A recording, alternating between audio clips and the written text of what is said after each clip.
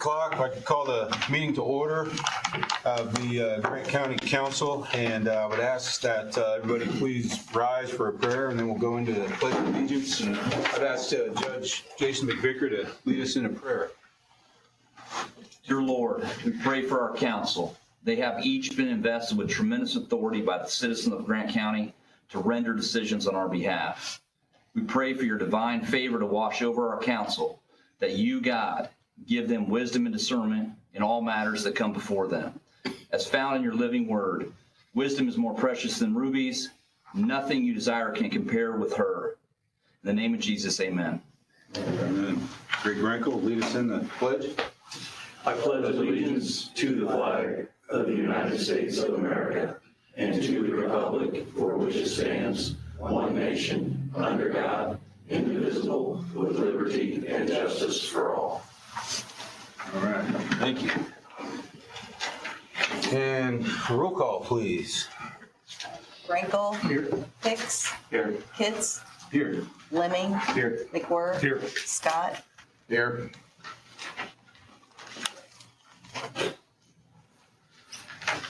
All right. And auditor's report. You have an updated health insurance fund report. The formula didn't work last month for some reason, so I've corrected that, and you do have that at the table. You also have your general fund balance report for January. So if you have any questions. Thank you. The minutes. So one correction, did you get that? I think I sent you an email on that. Yes, and I forwarded that to Okay, Steve. yep, you got that. I don't know if anybody, the chair will entertain a motion regarding the approval of the minutes from January 15th, 2005. What was the correction you noted, Rick? It was on the third page, right above the public comment. I think the second line above that said Councilman Scott, and then it said just dates, and it was supposed to be for council. And we had in there, I think it says forward. Oh, I said this. Yep. Yep. So I did see that. Yep, just a minor correction. That was all I saw.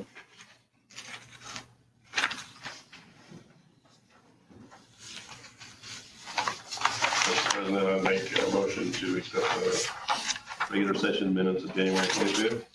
All right. Motion by Mr. Lemming. Do we have a second? Second. All right. Second by Mr. Scott for the minutes. And all in favor, please signify by saying aye. Aye. And those opposed, same sign. Motion carries. Going to kind of change up the agenda a little bit.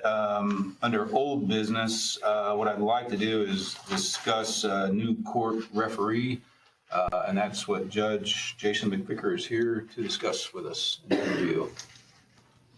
All right. You certainly, I know I had appeared previously before the council in reference to our referee position. I can answer any questions that anyone has regarding the position, and I'm certainly here to do that. Okay. And probably the biggest thing that we're looking for is going to be reduced to jail population, which I think that's one of our goals for sure that we're looking for. And then also, we're hoping it's going to free up court congestion, which I think has occurred in some of the cases as well that are going through the judiciary. You know, do I think the referee position is a single solution theory for jail overcrowding? I don't. Do I think it's a rather large piece of a puzzle that we are all in a position to work together to solve? It's certainly a large piece in that puzzle, and the reason it's a large piece in the puzzle is because if Grant Superior Court 3 is granted a referee, then we will have the opportunity to take on higher level felony cases, and we'll be able to give the inmates their day in court, to give them their trial. And I think I indicated last time that it isn't the level 6 felonies and OWIs that inmates are taking up space at the jail. It's the higher level felonies. And if we've got another court committed to higher level felonies, then it would have to impact jail overcrowding. It would have to make it a significant impact on jail overcrowding. I don't see any other way it wouldn't, because you would be giving folks, we have situations currently where you have congested early trials, and that should never happen. If an inmate is asking for an early trial, he or she needs to be given their early trial. And so the focus of Grant Superior Court 3 will be that we will be a court that, outside of the city courts, will handle approximately 70% of all the criminal cases in Grant County. And to take on that responsibility, what does it mean? It means that we're going to need another staff member. What does it also mean? That it's going to require more work of our court. But I don't know anybody more uniquely suited to take on this challenge than myself, because I come to the bench with 25 years of experience prosecuting everything from speeding ticket to capital death penalty, murder, and everything in between. And so I think that having the wealth of experience that I do, that our court, there's no reason why our court shouldn't be in a position to directly address jail overcrowding. I don't see a reason why we shouldn't be part of that solution. All right. Yes, Mr. McWhirter. Judge McVicker, first of all, I appreciate your efforts and work in doing this, okay? And I've had some of the discussion, I've listened to some of the prior meetings, the discussion regarding this, and the thought is that, yeah, that should hopefully help us get cases moving and get jail overcrowding less of a factor and so forth. However, I have to tell you, when I saw the potential cost, it did raise some eyebrows to me. Is any of this going to be state reimbursed? I don't believe any of it's going to be state It's going to be on reimbursed. us, right? Correct. And my thought is, if it does take us this $300,000 a year to have this position, and if we're paying $40 a day for an inmate to go someplace else, we've got to reduce that inmate number by 20 and a half throughout the whole year to break even. So I need some reaction from you on that. No, that's fair. No, that's fair. And I think the numbers that you're looking at, they include a probation officer, do they not? Correct, they do. And so my understanding of where we are is that the Department of Probation has requested an additional officer. That is their request. I support that request. And what I have asked of the council via email is that we provide the Department of Probation with an opportunity to communicate as to why they see a need for an additional probation officer. And so I'm awaiting that opportunity to have a probation officer, someone affiliated with the Department of Probation, to be able to answer questions on why that's the request. But my understanding is that request is being tabled, that the expenses that are proposed for this evening are the expenses associated with the referee position and an additional staff member. And so, but those, if we want to talk about those, I'll be happy to talk about those as well. Well, in the letter, the narrative that we got, it also does mention that potentially a second staff member might be needed. We talked about that at the meeting I was at. And what I had said is that, do we need a second staff member?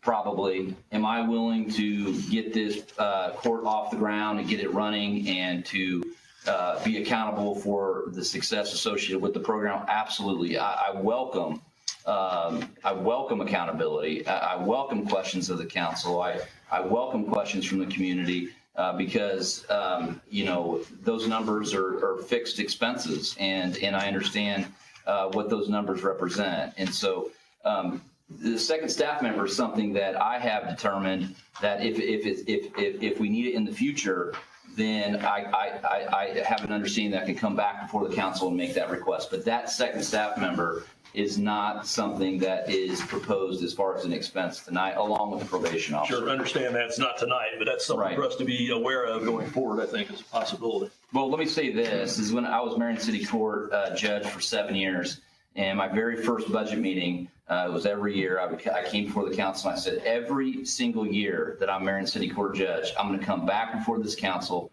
and I'm going to propose a cut in my budget. And for 7 straight years, that's exactly what I did. And so I'm very mindful of the expenses that are incurred by our taxpayers in Grant County. And so if there's any way that I can take a look at how we can cut expenses, I'm going to do that. As an example, I know we're kind of changing the conversation about the space that this court is going to take up.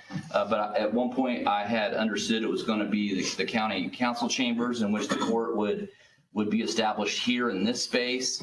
And we had a proposal, working with Marcus Elliott, who's tremendous. There was a proposal of, maybe you've seen it, $175,000. Then it was $50,000. And I said, I'm not going to come back to this council with any of those type of requests to convert the space into a courtroom. You're going to need to come back with something better than that. You're going to need to come back with something that's a bare bones of what I need, which is I need to be able to listen to the hearings that take place in this space or another space, because I'm going to need to sign the orders of the referee because that's required. So I'll need to listen to these hearings. I'll need to listen to the FTR in my chambers.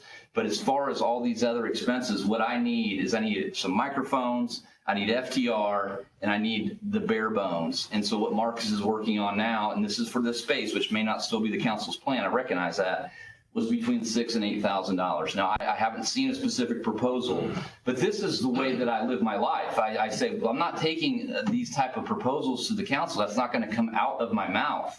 And so I am always mindful of the expenses. And so your questions are welcomed.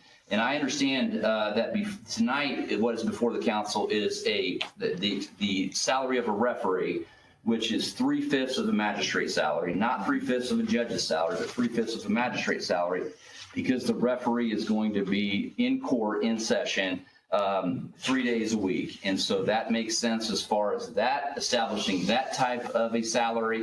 And then our staff member would be paid, and I want to thank the council for increasing our staff pay to $45,628. And that was, I want to, on behalf of the staff, I want to thank the council for that pay raise. They're grateful, they appreciate it, but that would be the expense of a staff member, $45,628. So those are two expenses that I believe that we're here to discuss tonight. And then as far as, the IT expenses, as far as converting a space into a courtroom, I think I've already indicated how I am going to keep sending back proposals that don't appear to be bare bones in nature as far as the expenses associated with converting a space to a courtroom.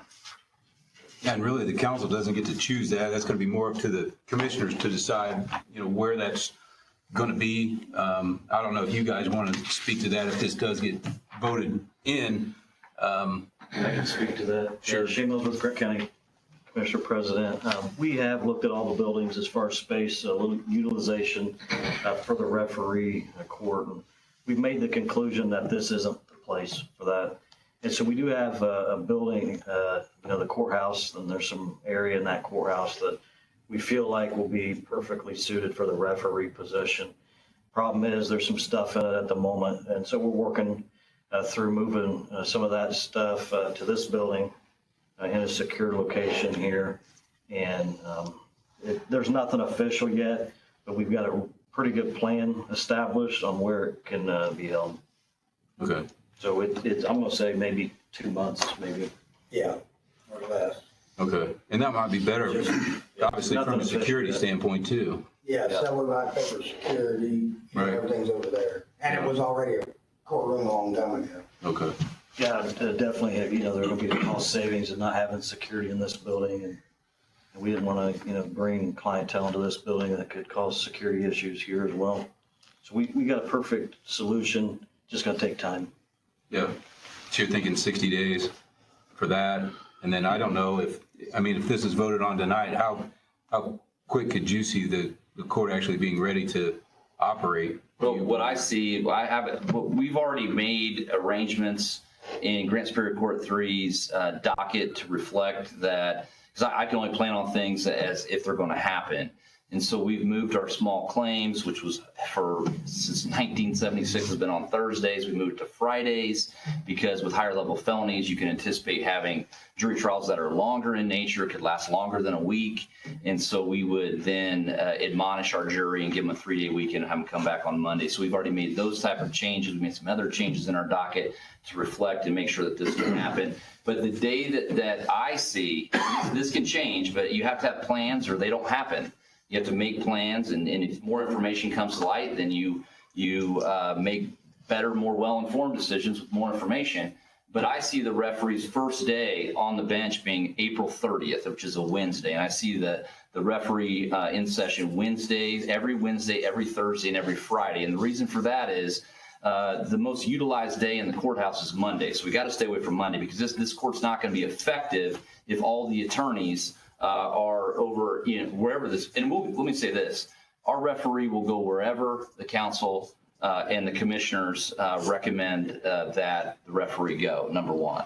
But if we utilize a Monday or a Tuesday, those are the two busiest days at the courthouse. And if this referee court is going to be effective, then we're going to need the participation of our local bar, and they're going to need to be available. And they're usually already committed to be in two places at once. Any attorney who's practiced law in Grant County knows it's difficult to be in two places at once, but that's what's required of attorneys. And so we don't want to add a third place to be all at the same time. So Wednesday, Thursday, Friday appears to me to be the most effective days.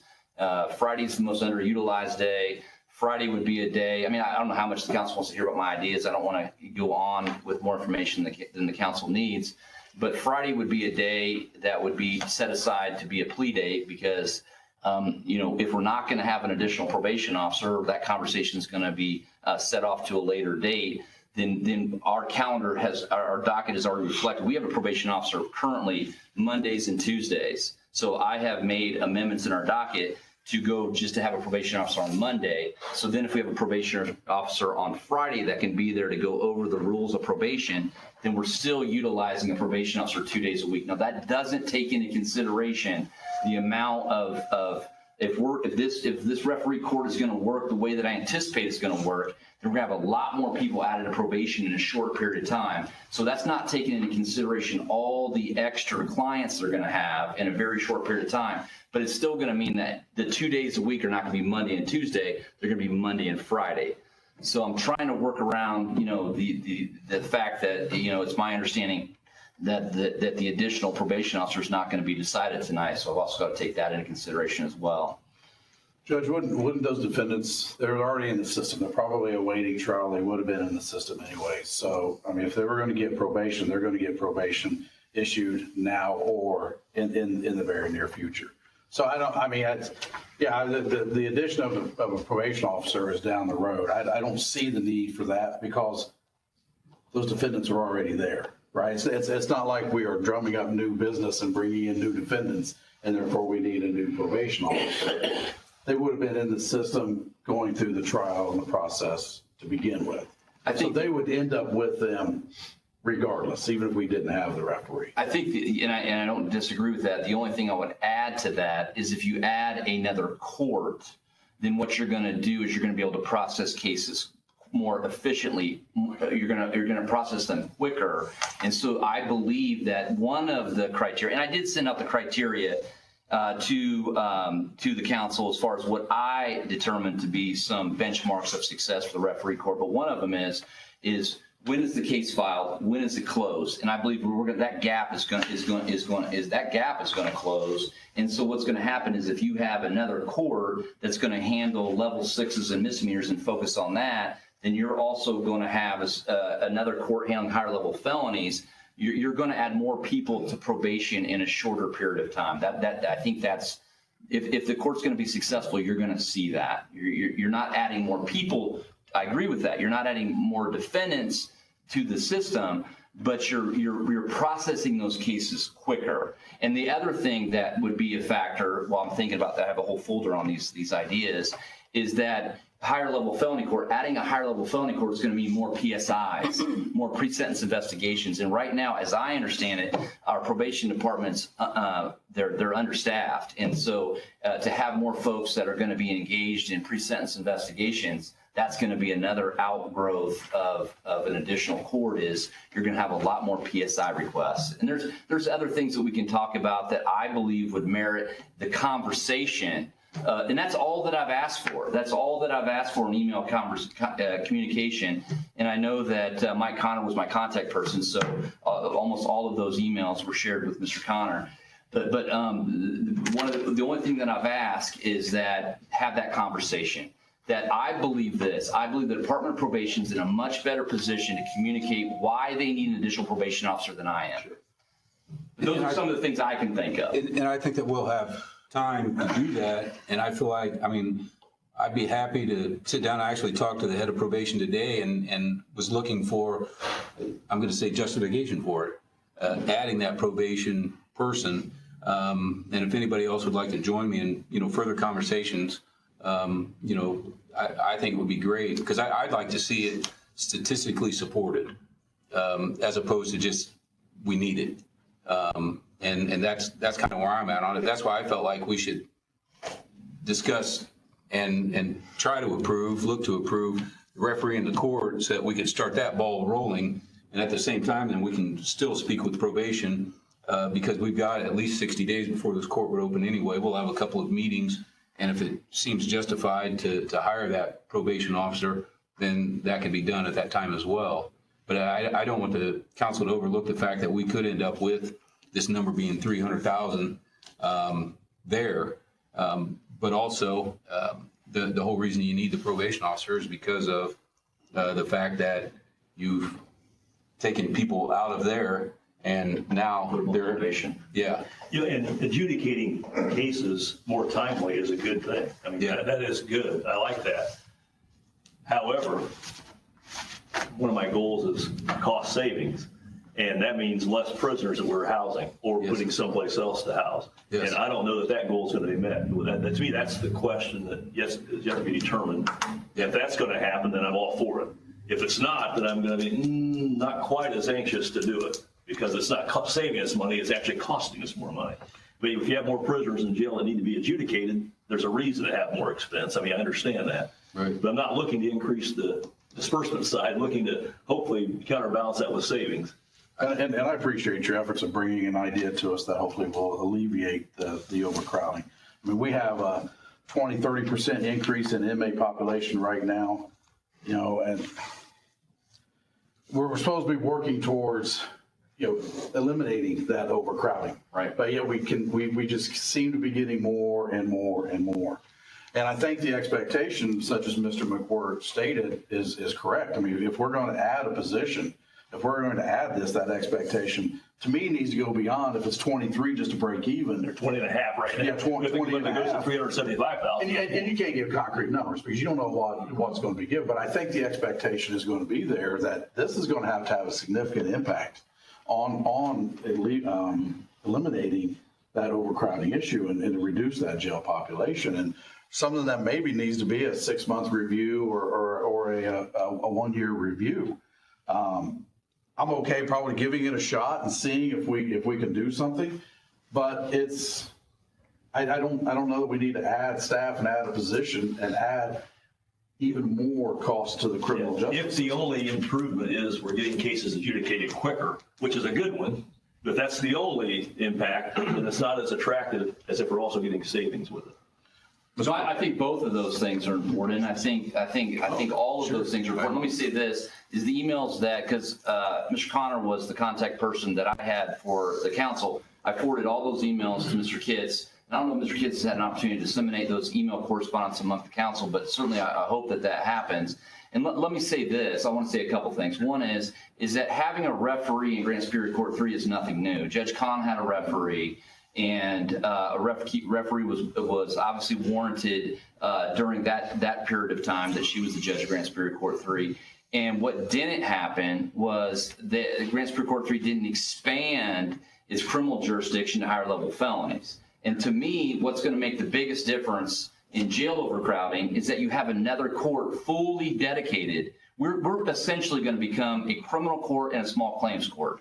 And so we're essentially going to be focused almost solely, Friday it will be small claims, but almost solely our court is now going to be focused with 70% of the criminal cases outside of city court in Grant County. So if we're solely focused on the crimes that are pending, that inmates are innocent until proven guilty of and who need their day in court, if we're solely focused on those cases, I don't know how it can't make a difference. I don't know how it can't make a difference. And I also know this, I don't know anybody who is going or has the track record of working as hard as I do or meeting expectations that I have a track record of doing. So I want to make sure that everyone understands that when I take on a challenge, I don't remember the last time that I was unsuccessful in any challenge that I've ever taken on. So when I take on a challenge, I welcome accountability. I'll come back every 6 months. I'll come back every month. I'll do whatever it takes. I don't want to be part of an idea that is unsuccessful. Now, I don't remember the last unsuccessful idea I was a part of, but I don't want to start doing that. And so if this isn't working, you're not going to need to tell me. I'm going to know, because there needs to be some internal measurement of, is this successful? Is this working? And all of the things that you have said are all part of the barometer of, is this working? And some of the emails I've shared with Greg Kitts expands on what I think the benchmark should be. And obviously, it's jail overcrowding. Obviously, we want to save the county money. These are all things that are personal to me. I take personal these ideas. And so I don't want to be part of an idea that's not working. I want accountability. And anytime this council, tonight, you ask me to come, I'm here. I'll be here anytime that the council wants me here. And I'll answer any questions, as I've already shown that I'll do. I'll answer any questions that is posed of me, and I welcome those questions. I want those questions. I want to be challenged. I want to be held accountable, because I don't want to be part of an idea that's doing anything other than, one, I want to make sure that inmates who are innocent until proven guilty are given their day in court, and I want to save the Grant County taxpayer money. That's what I want to do in that order. And so those are the two focuses. But I'm a lot more specific on some of those ideas in email correspondence that I originally sent Mr. Connor, that now Mr. Kitts, I believe, has all of those. Yes. Judge, I appreciate your comments. Obviously, I think those are goals we all want to see happen. So. When can we expect to hear from probation? Why have we not heard from him yet? I talked with her this morning about it and had said that I want to see numbers that would justify adding that. I'm just kind of surprised they haven't come here. I can answer that. That's a good question. What happened was, getting back to Mr. Connor, is Mr. Connor was our contact person on the project of the referee, and I had requested that Officer Mike Small come to a meeting. He did, and so they have done everything that has been requested of them. And so if it would have been an indication that someone would have needed to be here tonight, I would have made sure that happened. So Officer Mike Small has already met in a subcommittee of the council regarding these issues. I don't know what, if anything, Mr. Connor has related on those conversations, but they've happened, and probation has done nothing other than, willing to share with the council why they believe an additional probation officer is necessary. But I also know this. I also know that probation has buy-in on this referee position, and they're not going to hold up the position of a referee based on an additional probation officer, because we've had those conversations. Now, I did make sure that I communicated with Mr. Connor that all that I'm asking for, all the Department of Probation is asking for, is a venue to be able to have those discussions as to why one is necessary. And once again, they're in a better position to communicate that need than I can, although I can probably communicate the need as well. And that's what I'd like to do in the next 30 days, would be a couple of us, if anybody else wants to. I mean, I certainly want to have those discussions with them. I feel like we need to, talk to people, because at the same time, I mean, it should be an additional volume of work for them. It's just, I want to see from a number standpoint and things like that it makes sense, because it is quite an expense. If they're already understaffed, like you're saying, if we're going to take on a project like this, and for us to pigeonhole them and say, we don't think you need probation, we don't think you need this, I think we're setting it up for failure. I mean, I think they know what they need, and we can disagree with it. I mean, I know we're holding the purse strings, but I mean, I would think if I came to this committee and said, we've done our homework, we've done all this, we think this will work, but we've got to have this, this, and this. And then for us to say, well, we don't think you need that or that. I tend to agree with some of your comments, because I hate to say let's go ahead and proceed on the basis of just the referee and the staff, and find out that they really needed the other one. We didn't do that. So that needs to be part of our mindset, probably. I'm not saying we necessarily approve it tonight, but that's going to be part of our mindset. I don't think we can gauge success if we don't give them what they need up front. I know Mr. Scott made the comment, he's not really sure if they need it at this point, and he has a better feel for that than I do as far as the experience that he has. But I mean, I know that they're already understaffed based on what Mr. McGuirk's saying. And we tell them we really don't think you need another, and we're going to be adding cases quicker, obviously. If we add cases quicker, we get these guys through the system quicker, that should alleviate some jail crowding, right? theoretically. I want to see the theory become reality, but you're right. We can't see it become reality if we don't try it. Well, I understand.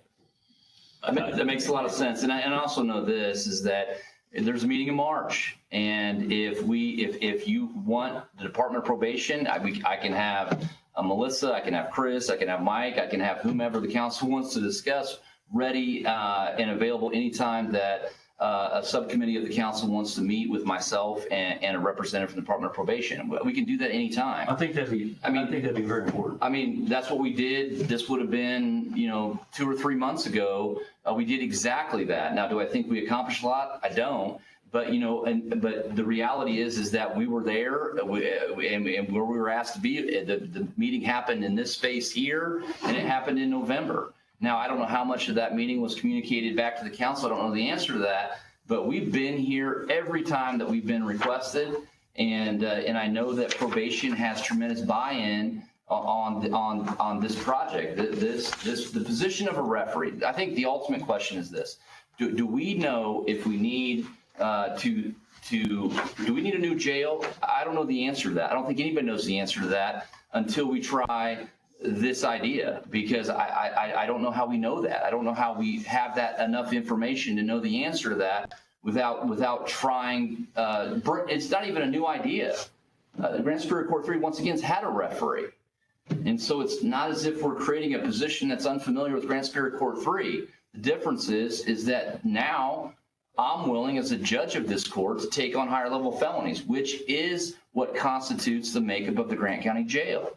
We do not have, if we have level 6s and OWIs as inmates, is because they're being held on higher level felonies as well. It's because probation, talk about the Department of Probation, they have worked very, very hard as far as meaningful hearings and finding creative ways to release people from the Grant County Jail with accountability, with supervision, with home detention, with electronic monitoring, with all sorts of ways in which we have creatively come up with ways to try to combat jail overcrowding. But the bottom line is, until you give the inmates their day in court, it's not going to happen. And if we're having congested early trials, we can't have that. If there's one inmate who says, I want to have an early trial, we need to give it to them. We need to give them their trials. They need to have their cases resolved, and that's what needs to happen. Sheriff Garcia shared some a jail report with us, and there's definitely some very interesting information that I've been able to gather so far. It's lengthy. It's going to take some time to go through all of it. A couple of things that really stood out, and the first thing was the number of days help with some of the inmates, which concerns me quite a bit. I'm open to the idea. If it can solve some of our issues. I'm also curious on the new legislation that the State House is looking at passing in regards to legalizing marijuana. And I don't know what effect that would have on the number of inmates that we have in the jail. That's a good question. We had a meeting today with the sheriff, and he made a comment to me, which I didn't expect, is that would not have any impact at all really on the number of people we're holding in the jail. It'd be very small. Okay. I was surprised with that, because I thought there'd be more than that. More than that. Yeah. Yeah. He said it was very minute.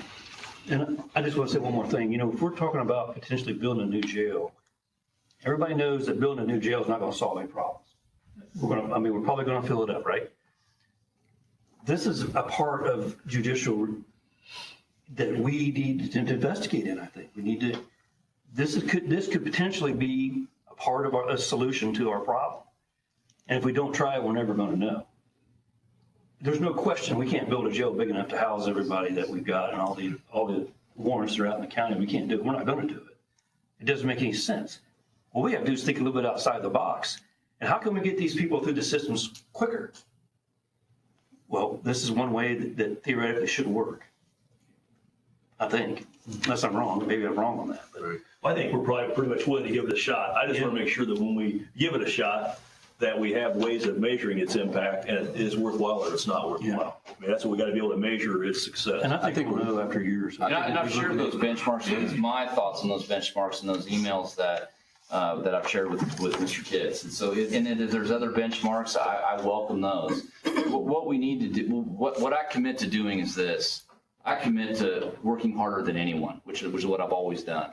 I commit to being held accountable anytime and every time that the council, the commissioners, the community, anytime anybody has questions about what we're doing, I want to be transparent about what we're doing. And if this isn't helping, then I don't want to be a part of it. If I could real quick, Mr. President. I passed out a sheet. I went through, I pulled statistics off of the Judicial Center's website in regards to Grant County and put them on a graph. I mean, they're available for anybody to be able to see. And since Judge was here, was talking about some of these things, I thought I'd go ahead and pass this out. We don't need to spend a whole lot of time on it. We can move on, but at least give you a sense of what you are looking at. On the first page that says criminal cases overview is going to be the adult cases. And this is what has been sent to the Judicial Center from Grant County. Who sends that? I'm not 100% positive on who sends that. But what you have on the bottom line are new filings. To me, at least the things that I'm reading from this is our new filings have remained relatively constant from 2010 until now. Second line are the previous pendings, and that's part of Judge what you were speaking of. You see, starting in 2017, okay, the cases were not going through the courts as quickly maybe as what they had been before, and you're seeing a fairly sharp increase in those previous pendings up through 2023, which then leads to the top graph, which is showing total criminal cases. So to me, when you hear that the total criminal cases are increasing, part of that is because I believe the previous pending, the issue that we have with the previous pendings. So with a referee, maybe it would help this category some. Why from 2017 did this begin? You would think in 2020 it would because of COVID, but obviously it was taking place prior to 2020. Who knows why? On the back page is just the juvenile case trends. You can see almost all the way through from new filings to even those previous pendings. We see a downward trend in our juvenile cases. So it doesn't look very pretty. I apologize for that. It was something that I threw together quickly. I just thought it would be good information to put in front of everybody, just to have a little bit of information. It kind of shows it interesting, I think, part of our conversation with the sheriff. And I made the comment, it seems like the last few years, we've gone from having 275 or between 275 and 300 to now 360, 380. What happened to, you give that, well, that case is pending, maybe the answer to that question. Let me say one more thing, is that when Grand Superior Court 3 is contemplating taking higher level felonies, these are new filings. We're not going to be inheriting cases that are already in disposition of some kind in other courts. And so as far as results, I want to be very realistic on what I'm saying, is we're getting new F1s through F5s, and those are going to take a while to work themselves through the system. We're not going to be taking cases that are the jurisdiction of other courts, because that doesn't make any sense. And so as far as getting results, I think I've made it very clear I'm all about getting results, but these are going to be new felony filings between F1 and F5. They're going to be entering into our court. So, and those cases do take some time to work themselves through the system for a number of different reasons. And so as far as having quick results, I think I want to make sure that I also explain that, realistically speaking, that when you're talking about new felony filings, that's going to take a while to have it work its way through the system. But that being said, with our court becoming a court that is going to approximately take on 70% of all of the criminal docket in Grant County, and then also small claims, that's a court that's going to be with almost singular focus addressing cases that are the makeup of the Grant County Jail. Judge, could you explain maybe a little bit when it comes to continuances? How many continuances are allowed on each side, from a prosecution side, the defense side? How much time, how many days in between those continuances is usually granted? I don't know if I can speak for all courts. I can speak for myself, is that if you have continuances in which the state and the defense agree, I have routinely almost always granted those. Now, if there's a situation, because there's usually reasons, it's discovery or it's, there's all sorts of different reasons why the state or the defense would continue it. But I've said this in court a lot to try to, because I think as a judge, your responsibilities include obviously making decisions, but I've always felt like my responsibility is also to explain my decisions, because I think that that's also the responsibility of a judge. And so I've explained this in court as far as how my continuances work. Is I don't remember the last time that I granted a continuance, whether it be civil or criminal, if one side objects. If one side objects, I grant a first-time continuance. I did that in Marion City Court as a judge of Marion City Court. I grant a first-time request for continuance. I'd like a reason, but I don't necessarily need one. First-time continuance. But if there's a second continuance and the other side objects, I have always, I don't remember the last time, maybe it's happened, and I'm not saying it's never happened, but I don't remember the last time that I granted a second continuance. And so, So if both sides agree, I mean, how many times are we, is it extremely rare that both sides are going to agree past 2 continuances, or? I don't think it's extremely rare. I don't think saying it's extremely rare is a fair statement. I think this. I think that the more continuances that you have, it is the responsibility of the judge to inquire as to why we're having a third continuance, why we're having a second continuance. And if you don't receive an adequate answer, then your response should be denied.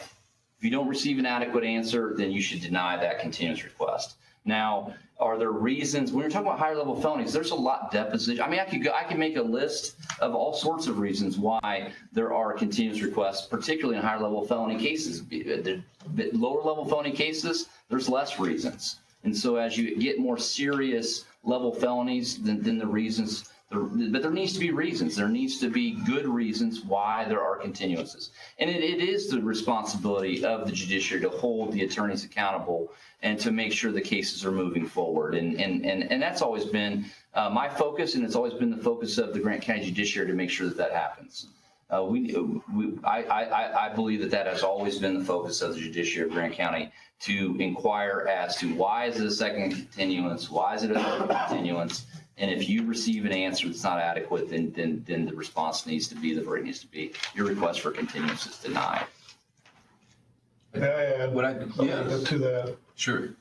Mr. Scott has brought up some points, and I think I have answers to some of his questions. The big issue, of course, as he has pointed out, or maybe Mr. McCord pointed out, starting really in 2019, things skyrocketed. We had a new prosecutor take office that year. We lost veteran staff people when that changed. And I was here then, and as you all know, I practiced criminal law heavily. And that was a big factor, enormous factor. And you can pretty much, this graph tells you the story on all the things. And we haven't recovered from that then, No, basically. everything COVID hit. And things almost ground to a halt. But 2 very experienced prosecutors left who were excellent. And they handled the major felonies. So things got moved. They knew what they were doing. Things got moved. That stopped. When you lose that kind of experience, you've got problems. Secondly, as on the issue of continuances, Judge McVicker, his court, has all the OWIs and drug possession, not all drug possession cases, but he will. The department, the Indiana State Lab, they can take up to 6 months to a year to get blood results back. So you almost have to continue those cases. Many times I will have clients who will come and say, you know what, I'm guilty. Let's get it fixed, especially if it's first time. I want to get my driver's license back, and we don't wait. But if someone, they have the right to have you can't proceed to trial without those libraries if someone wants it. So he has no choice but to continue because the state, they can't move forward without that evidence. So that's something very important as far as the continuances goes. As you gentlemen know, I had thought about this. It was actually my idea. There's 2 very important components to this, which will help solve problems, especially on jail overcrowding. The first one is, if I was going to be in that position, I was going to make sure, because you have a lot of people in that jail on failure to appears.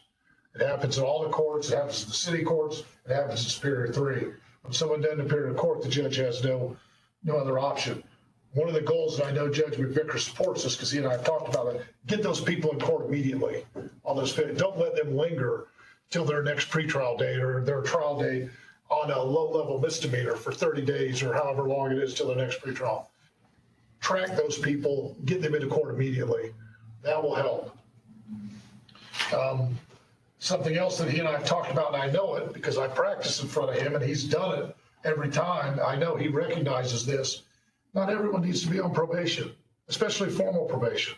So when we're talking about a probation officer, there's going to be a trade-off. When the prosecutor will come at you every single time. So it's got to be on probation, got to have probation, got to have probation. Well, the purpose of probation, by the way, probation policies are set by the judges. Probation is a department under the judges. They work for the judges. And I know Judge McVicker's policy, he agrees that not everybody needs to be on formal probation. Probation is there to provide people services to help them from reoffending. If a person's a low-level risk to reoffend, like for whatever reason, they had, an OWI, they're 50 years old, they got their first OWI, they made a one-time mistake, they probably don't need a lot of services. So putting them on probation is not that necessary. You might not need another probation officer. There's probably going to be a trial period to verify that the judge that's doing this is following that concept. I know as a defense attorney, I'm going to be asking those questions. I'm going to be asking, do we even need to put this person, let's put him on informal or even not on probation at all. And I know he supports that. He and I have talked about that. And that will help because then, if they're not having to spend time reporting, probation officers, so you understand, they are required by law to spend so much time per case. They have a caseload, and I'm sure they're way over that. But if low-risk people are not put on probation anymore, well, guess what? We've lightened their load. What I have seen as the public defender in drug court and reentry court is that the people who really need it, in other words, the higher-risk people to reoffend, probation does a fabulous job with those people in those problem-solving courts because they're spending more time with them. At some point, there has got to be a shift in philosophy, and this is part of all this, in that we cannot spend so much time on low-risk people.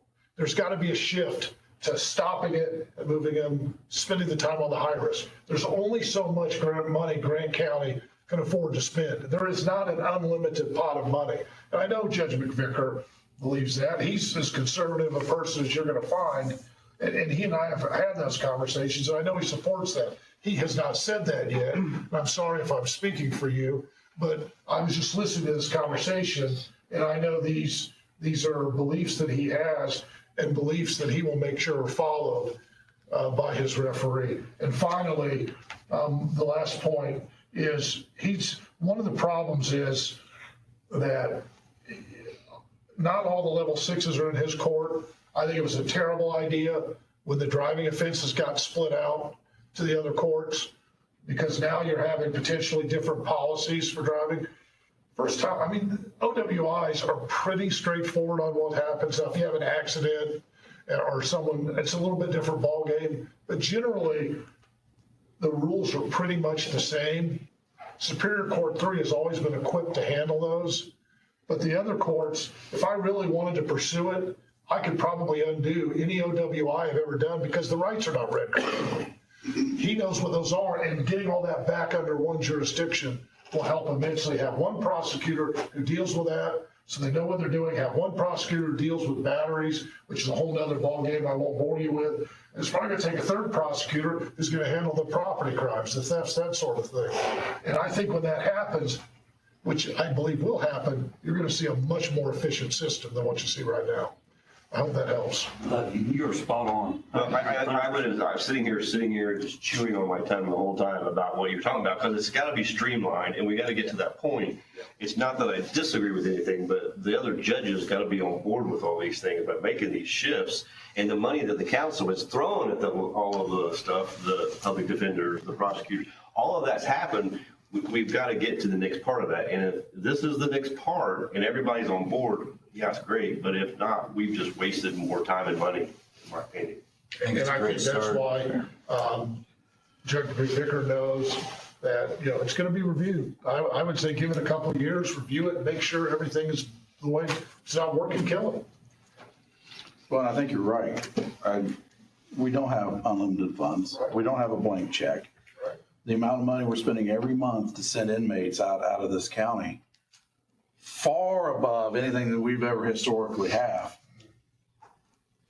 has to come down, has to stop.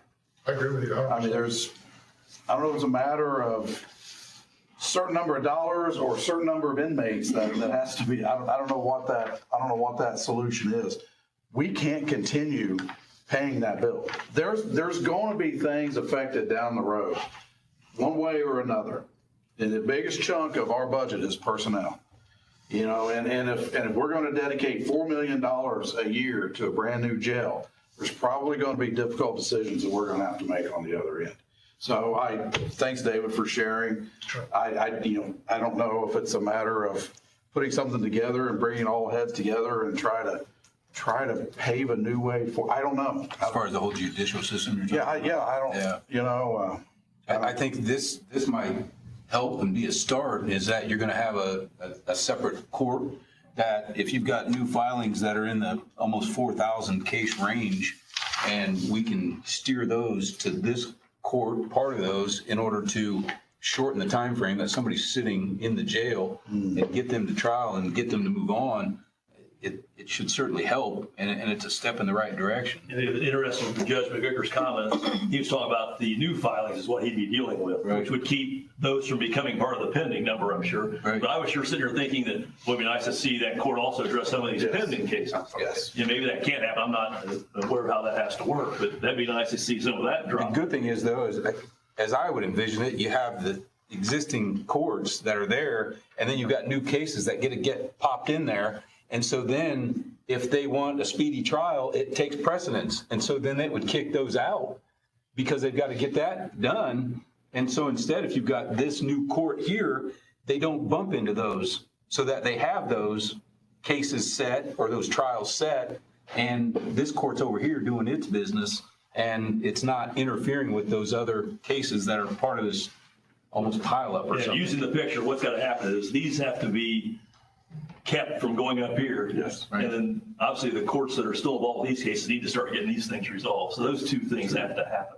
That's well said. And one thing, maybe I've mentioned this, is that all level 6s in Grant County will be addressed by the referee. So from a consistency standpoint, I want to make sure that I drive home that point. All OWIs and level 6 felonies will now be addressed by a referee. So as Mr. Glickfield eloquently pointed out, from a consistency standpoint, you're going to have something that you have yet to have, you haven't had yet, is from a consistency standpoint. And early trials can only be requested if you're incarcerated. And so when you're talking about early trials, you're talking about inmates who need their day in court.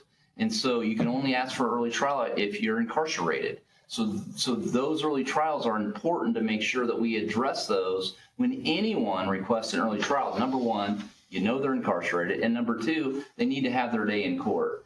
And so these are excellent points. And I'll just say one more thing. I think I've said a lot, and I apologize if I've gone on, but I'm very passionate about this idea. And the only reason that I'm bringing this idea to the council is because having another staff member is another staff member that I have to supervise. Having a referee, I have to supervise the referee. All of what I'm discussing here is going to be more work for Grant Superior Court 3. And the only reason I'm bringing this idea is because I believe that it is going to save the taxpayer in Grant County money. That it's going to do that by driving down the jail population. And arguably even more important than that, and as Mr. Glickfield pointed out, I'm very conservative, even arguably more important than that is it's going to give our inmates their day in court. And that's what we should be about the business of doing, is giving those inmates their day in court. And I think this item, maybe to kind of sum up, I think what we're looking at right now would be an approval for a referee and that court staff, which I believe that total is about $206,000 a year. The requested probation officer, I think we need to have that meeting with probation, and then be able to bring that forward at another future meeting.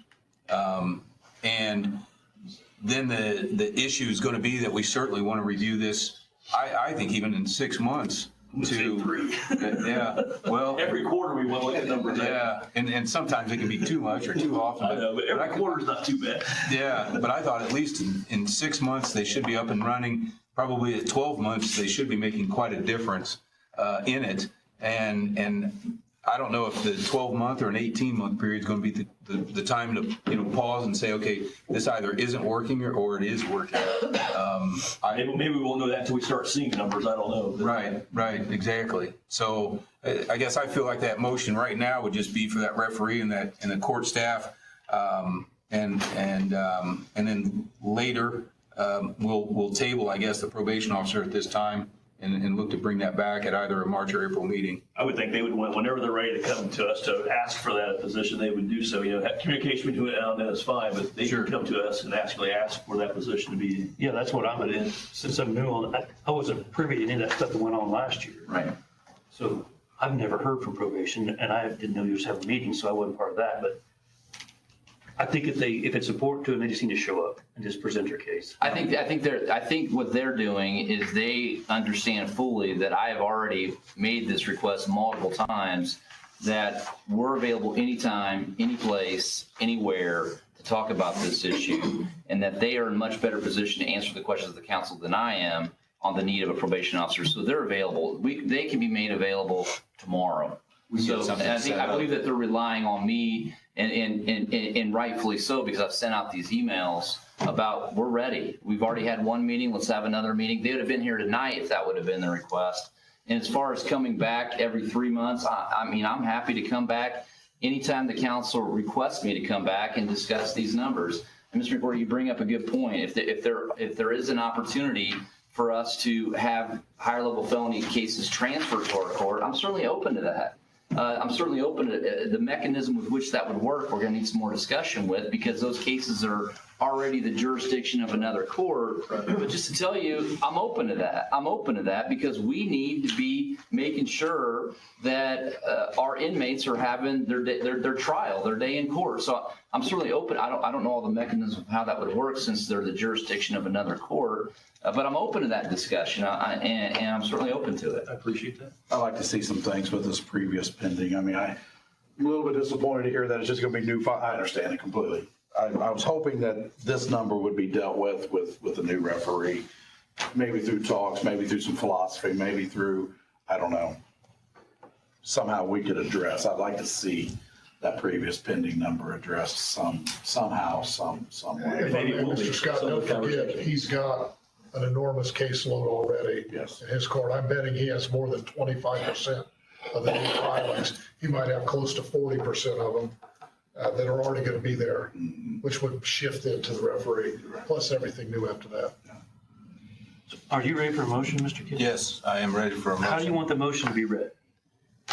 My thought was that we would make a motion to hire a referee as well as court staff. And then we're later going to look at the probation officer. So at this time, it would be a request for 206,052 on an annualized basis. I'm willing to make that motion verbatim as he just explained. All right. And I'll second it, okay, with the thought that obviously we need to kind of, when are we looking to actually hire him? They talk about April 30 being kind of a begin date. So when do you need to have someone hired to get that going? Any idea? I mean, I really wanted the court up and running in March. And so yesterday would be, we need to post the positions. We need to do the things that are, I want to move on this as quickly as possible, because the results aren't going to happen until we get the court up and running. So sounds like it's not going to be available until April 30, though, based on what the commissioners are saying. No, that's at this point in time, that's why I thought maybe this discussion was going to be pushed over until our March meeting. And that's when Mr. Kitson, thank you, Mr. Kitts, for having conversations over the weekend regarding how important it was for me to come here tonight, so we don't push back the project a month beyond what it would. So I thank you, Mr. Kitts. We discussed it over text message, the fact that you could get me I could be available to have this discussion tonight. So I guess to answer your question, I'd like to get started as soon as possible. If this position is funded, these two positions are funded, then we can post those positions and I can get to work tomorrow morning on getting the court up and running by, the first date would be April 30th. And that's because we're having this discussion tonight. So in having it in place by mid-April would be time to actually get them to start working and get rolling. Is that a fair statement? The only other holdup, because I want to be realistic and candid, would be the space. The space. I had until 3 days ago or 4 days ago, I thought we were going to do it here. And I'm fine to do it wherever. We'll go wherever we're told to go.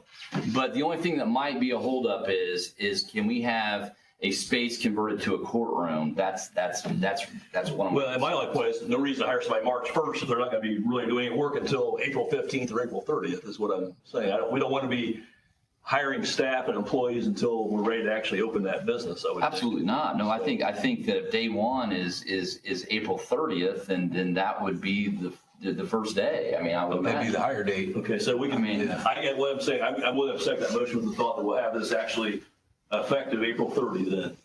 Yeah, I mean, it's really when the courtroom's ready to go, and it sounds like the courtroom could end up being in our holdup, so to speak. So maybe we say it, we Location. approve the hire of these positions effective when that courtroom is ready, when that space is prepared for that court to take place. Yeah, because the judge could go through the interviews and he can Yeah. indicate when that start date. We shouldn't pay anybody unless they have work to do. Yeah, absolutely. I feel like on that basis, I would second that motion.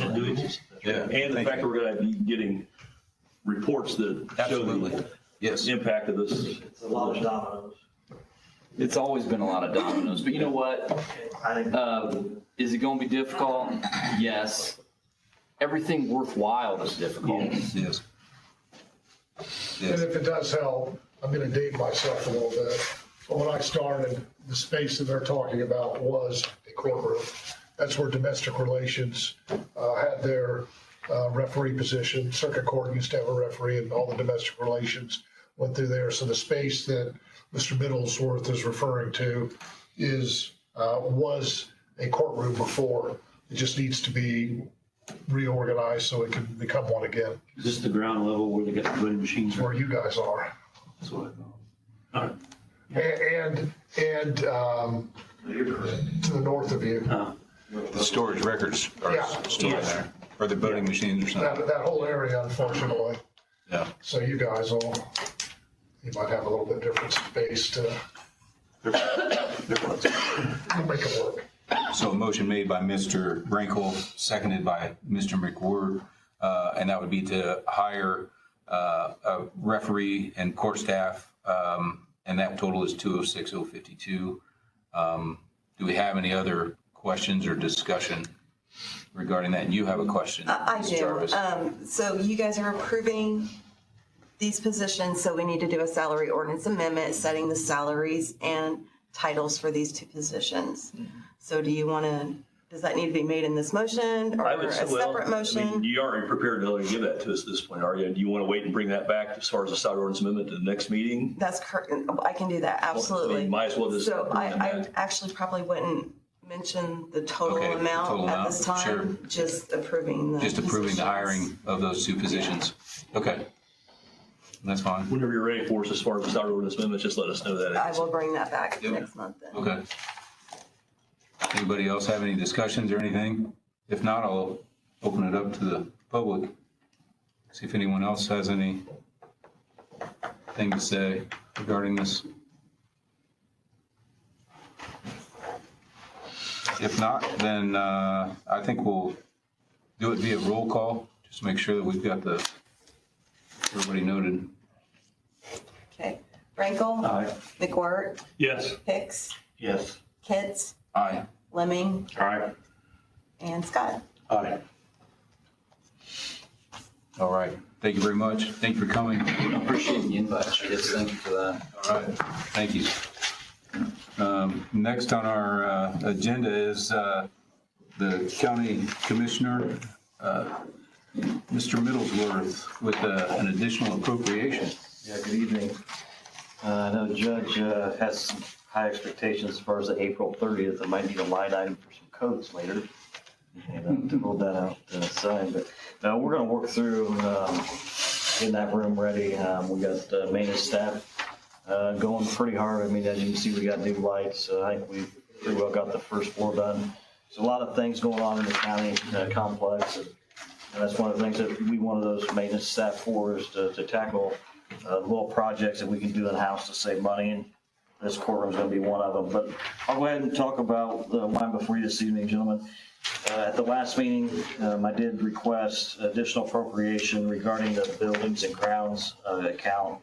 When we created that last year during the budget cycle, we did not include any overtime. So I'm requesting 15,000 in additional appropriation. I believe, Angie, these are all have been advertised, correct? Everything's been advertised. Okay. And then also within the buildings and ground account, I'm requesting additional appropriation to create a part-time line item up to $30 an hour, which we handled ordinance request last month. I'm requesting the 46 additional, and that was for any special work that may pop up. We can utilize the part-time to utilize, if it's something specialty that we need to do, we bring them in and utilize that. And we move on, or? Sure. All right. And then the other item I'm requesting this evening is contractual service agreement, additional appropriation amount of $50,000, specifically to acquire representation at the state level to protect the county's interest. And I believe Marcus, Volt Strategies is who we want to engage with. They were at the last commissioners meeting, and Sydney from Volt Strategies. How do you spell that? Volt, V-O-L-T. VOLT? Yeah. I believe she was online at our commissioners meeting, and I asked Marcus if he would play the video and kind of what describes what they do. Okay. Well, Sydney Sherezny, president and owner of Volt Strategies. I own and run a full-service public and government affairs firm. My niche is representing communities across the state of Indiana, with commissioners being a sole focus of mine. And I engaged with the Grant County commissioners a couple weeks ago because they had some interest in state-level advocacy and what that means for them.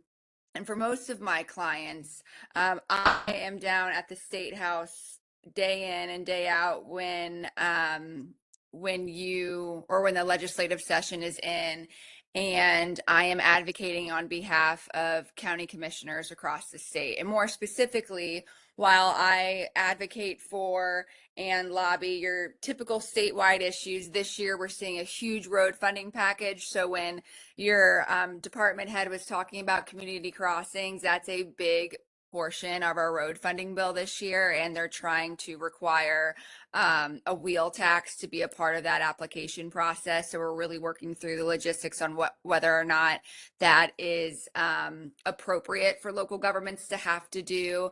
We obviously have the big property tax bill that we're advocating on this year to make sure it isn't such a significant hit to local units of government. And so those are some statewide issues I focus on, but part of the reason local governments engage with me individually is because, as you know, no two communities are the same. And so a lot of the times it's beneficial to have your own person so you can push forward some of your goals. I'm going to use Hamilton County as an example.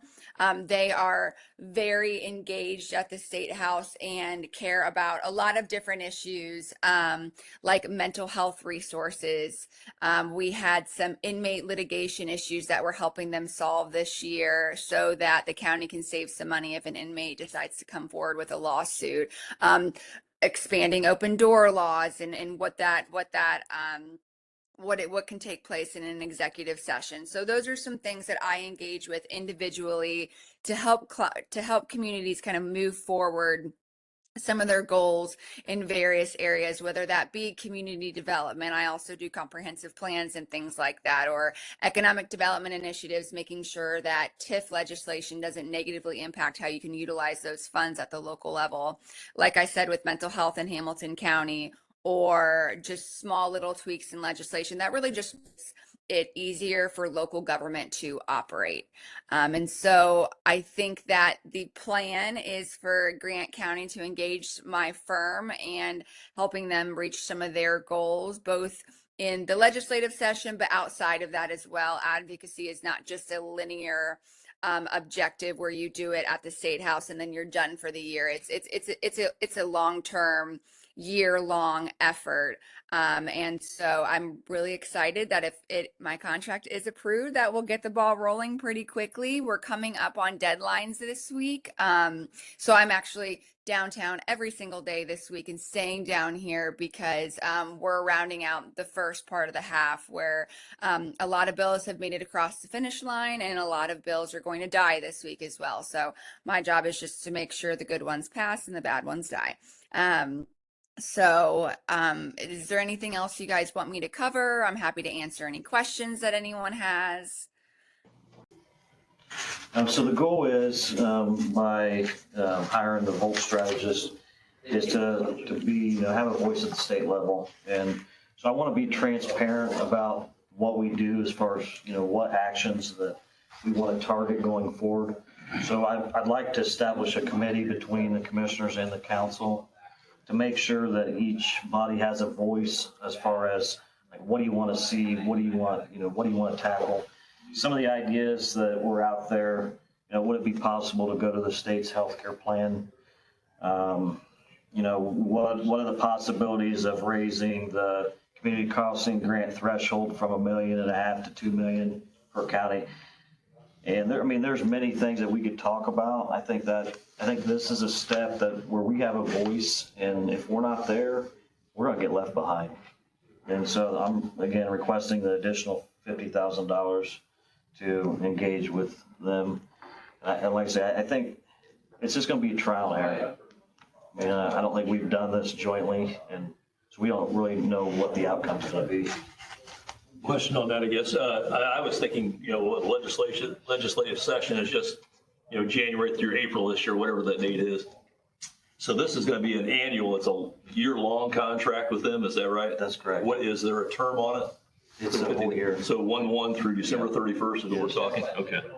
And so I know she mentioned comprehensive plan. I know area plan's working on a comprehensive plan, and when it comes to the commissioners, I believe that we can engage with them as well to make sure the comprehensive plan meets the commissioners' expectations as well. And I understand the concept about wanting to do that. I guess I'm a little disappointed that we don't rely on our elected officials locally. In other words, our state rep, our state senator, to handle our concerns at that level. Maybe we need to have the independent, outside professionals doing that as well. But that's just a thought in my mind that I hate to spend additional taxpayer dollar for a lobbyist, so to speak, to protect our interests when we actually vote people in office that should be looking for our interests. Yeah, so I appreciate that comment, Mr. McWhorter. I think that, I thought the same way until Commissioner Conference, and when we got down there, I was talking to different commissioners about, their engagement with other companies. And it's one of those things where our representatives here locally are maybe on certain committees. And so that, they're only going to be able to put their bills, so to speak, forward on the committees that they represent. And so having a lobbyist, so to speak, is going to be able to engage all the committees, all the legislative. Do you feel from the meeting you're at, how many counties out of the 92 have someone like that? Is it getting to be pretty common? I think it's getting pretty common. All right. Just thought, I appreciate that. Yeah, I appreciate the comments. Do we not have enough money in contractual services that we need to add additional? I think that there's probably enough money there. I just wanted to be transparent because I want the council's buy-in. I appreciate that. Instead of just doing it on our own. Any other questions regarding that? But on here, it does say that it is an additional $50,000. Yes, it is. No, I'm requesting an additional. And we're not looking for some kind of specific legislation that I think handles our local income tax or whatever. I mean, I think that all has to be discussed. I mean, if you're looking at SB 1, it's kind of scary. The bottom line is, whatever we would do of that nature, we would be transparent about it and open and all those kind of things. Yeah, I think at the end of the day, my goal is to whatever sides we need to be, we wanted to decrease our costs. Like whatever the goal is, we want it to be, good for the county. We have to feel good that there's something we're going to get $50,000 back from, right? I mean, because we're just hiring somebody, and the win to hopefully give us something. Yeah, no, I think I really think it's going to be a 2-year deal to actually get something accomplished.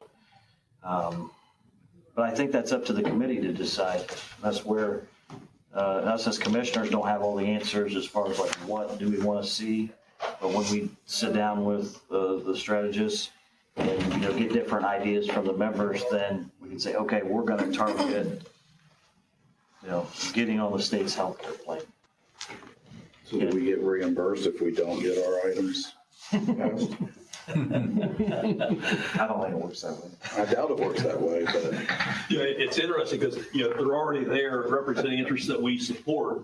Why do we need to contribute dollars to it? It's already there. But then the other part is, why should we rely on somebody else to represent us without us contributing to the total? So Part of it is unfortunate because I think it's the way that the game is played. and there are a lot of issues, like he mentioned healthcare, but the property tax issue was a big one. In my mind, like, what are they going to do to us now when it comes to taxation and so forth, Yeah. Because the state wants to make themselves look good at our expense, so to speak. Right. And apparently that's been scaled back quite a bit now, I guess. I'm not sure the details of what's going to come out yet, but it's not going to be maybe as impactful as it was sounding like it originally. Not that there's not impact, but it may not be quite as drastic as it was. But those kind of positions, which I would think that probably statewide, we weren't alone in our concern. Everybody had those concerns, so it was probably represented pretty well. But that'd be an example of something I know I had concern about, how we're being represented when it comes to that topic.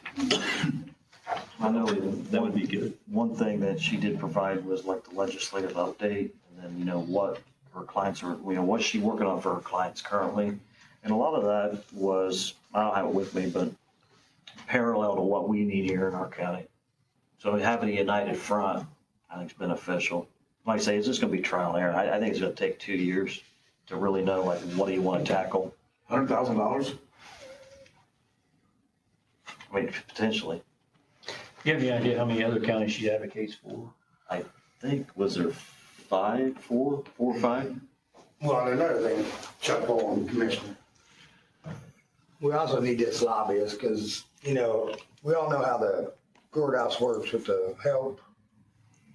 So they follow the judge's rule, we pay them. Well, I think it's worth the $50,000 to find out, can the state pay them or do they got to follow our handbook? I think there's some other, topics that we could discuss as far as, just different legislation that you might be able to put in to benefit, whether it's, like Mr. Pony said, policy handbook issues, whether that's, it's yet to be determined, but we have some ideas. At least there's somebody working on our behalf, or hopefully working on our behalf. Well, you bet that they're not working on behalf of not being paid. I mean, I wouldn't think they would. Yeah, that's the unfortunate thing is that you really see that the people that have the strongest lobbyists are generally in the best positions of the Yeah, way. well, they're the ones that have the money to spend. The game is played that way. Squeaky wheel gets the grease or something like that. Yeah, and it starts with greenbacks. Unfortunately, it's. So is this a 1 year, this is a 1 year? Contract.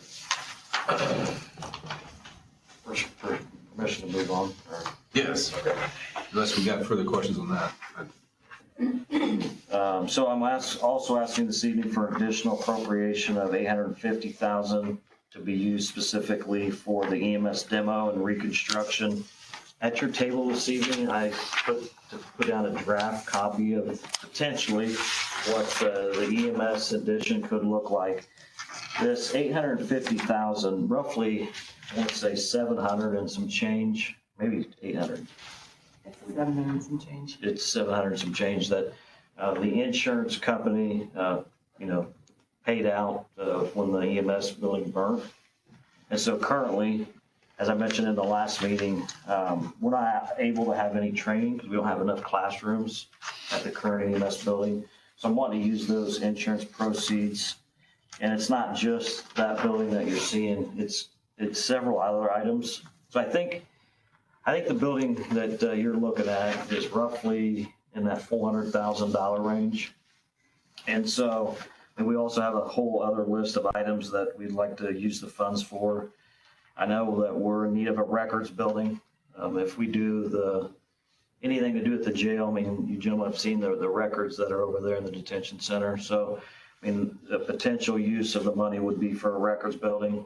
We haven't started down that path yet as far as design work. I know we have some elevator repairs to do at Salem Bank. Currently, the elevators are down.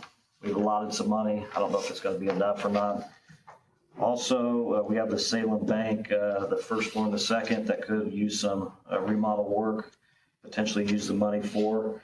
Also, a fuel tank here at the complex. IDEM hit us pretty hard in the last inspection for the underground fuel tank here. And so the idea is to purchase a fuel tank possibly and put it at the highway department for all of our vehicles here as far as the sheriff's department and the county vehicles. And I mean, obviously we're going to have a little courthouse remodel and that's going to take some money. And so it's not just that building, it's several other items that we're going to use the funds for. So is that 850 in addition to the 700 or No. 700 is included in the 850? Yes. Do we already have that 700? Yes. Okay. So that's part of our general fund cash at this point is what that is. So we're Correct. appropriating that. Okay. So you basically need 150 more. Is that what you're saying? Yes. At the time I made the request, I didn't have the actual number. But is that 850 going to take care of everything you were just highlighting? No, this is just a start. And so the idea was request the insurance funds to get started on the EMS building. Right. And obviously, if you look at the picture, again, when you toured the detention center, there were some areas of the offices that needed to be moved. And so we're trying to build out that blank area for those offices for the sheriff's department. And so it's going to encompass, EMS, a training center, some classroom offices, and then a build out for whatever the sheriff may need as far as moving the I don't know how you want to say it, but Transition. yeah, the transition. So what is the timeline on getting this built? So in order to capture the rest of the insurance money, we have to have it under contract by August. It's an What's the additional amount? It's 100,000. Okay. In addition to the 700 you already have, it's okay. Yeah. Okay. That's normal. So is this good enough to be sent out for bids then? Is this? It's getting close. It's getting close. We haven't engaged totally with that consultant yet. So without a doubt, this is going to get built, something like this in that money? Yes. Okay, and then everything else is in addition to that? Yes, correct. Is this taking that existing building that was built a few years ago, and is that part of this? Yeah, it's tying on to the end. It's adding an ambulance bay and then adding the EMS offices on the new part. But this does not show the existing building that's out there? No. Okay. No.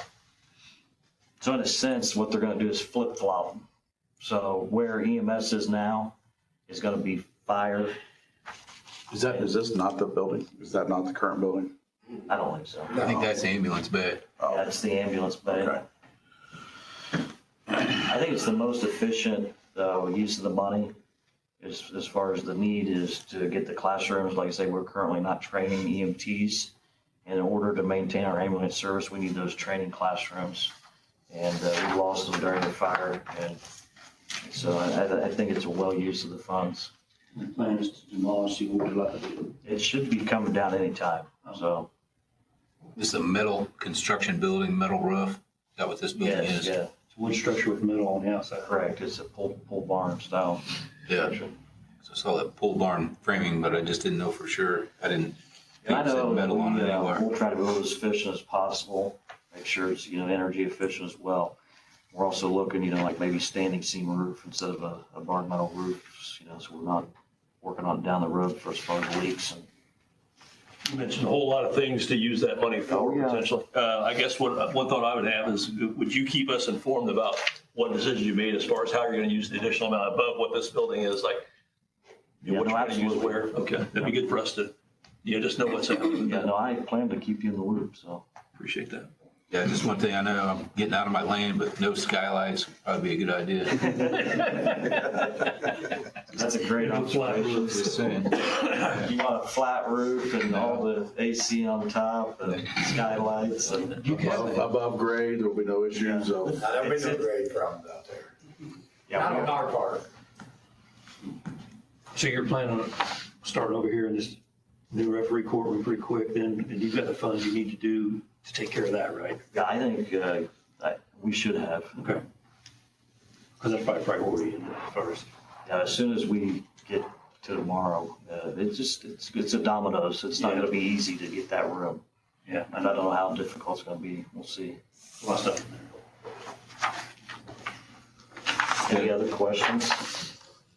Like I say, that's not the final, that's the draft, so I mean, there'll be some changes as far as that building goes.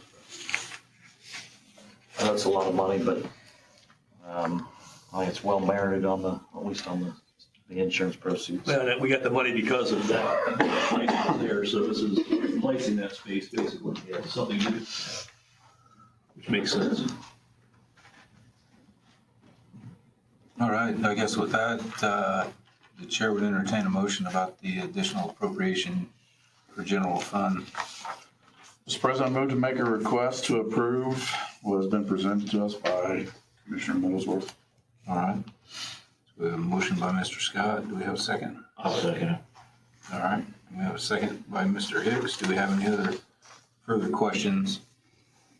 Anybody on the council, any questions or? We're Yep. approving all this, right? Yes. Okay. Any other questions from the public? Yes. Yes, sir. Please step to the podium and announce your name. Michael Duke, Grant County. Related specifically to the Bolt contract that's a component of this number. Yes. Just offer a couple of thoughts. They're unstructured, but since hearing the presentation yesterday morning at the commissioners meeting while I've been traveling around, some things rattling through my head with other thoughts. Guess I would offer the suggestion of oversight of the activities of the lobbyist, maybe on a quarterly basis or a periodic basis through not only the legislative session, but the other activities that happen outside of the assembly, which we all know there's committee work that goes on, there's representation.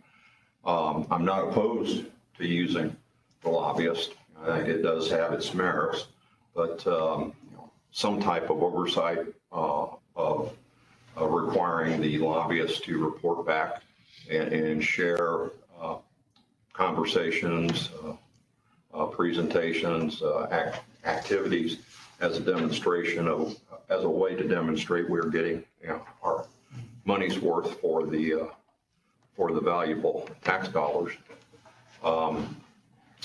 Also, another thought related to would it be reasonable to ask for a disclosure of potential conflicts of interest? Say that she's the kind lady is advocating for some commissioners in Cass County or Pulaski County or Sullivan County, and their agenda is counter to our agenda. And is she, how is she representing our views that would be counter to another alternate agenda? Hence, some type of disclosure of conflict of interest type of, requirement or information and reporting back to us. Just some thoughts to add to the mix. Yep. Bad thoughts. Yeah. Very good I point. never thought of it that way. You mentioned a committee involved in interacting with that lobbyist, which that may be a good avenue as far as getting reporting to that committee maybe this way. Yes. Can we Yes. go ahead and establish the members this evening?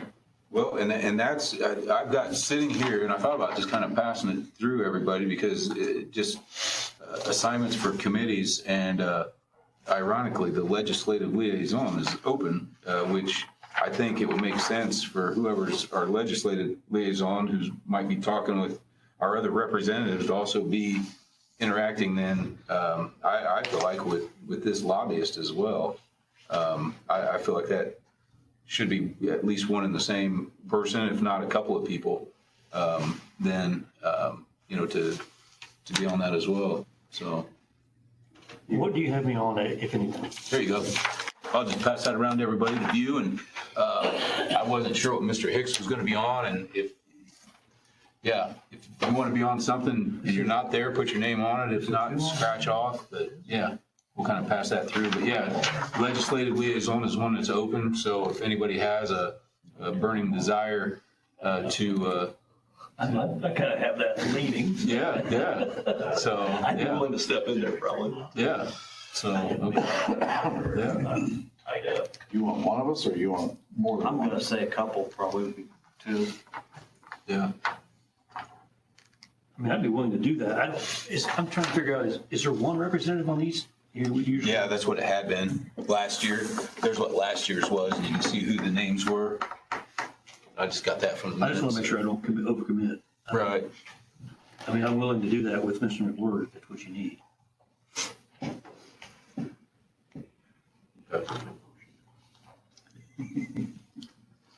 Sign up. Yeah. Write your name down. Yeah. We'll have to make a new line item here because it's. Well, legislative liaison. Oh, there you go. Okay. All right. Yeah, it's empty. I can do that. Yeah. Okay.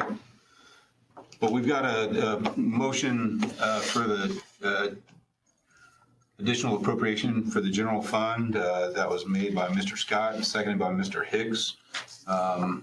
So with that, all in favor signify by saying aye. Aye. And those opposed, same sign.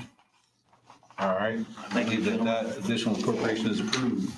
Thank you. Thank you. Next, we have Grant County Central Dispatch with Mr. Hicks.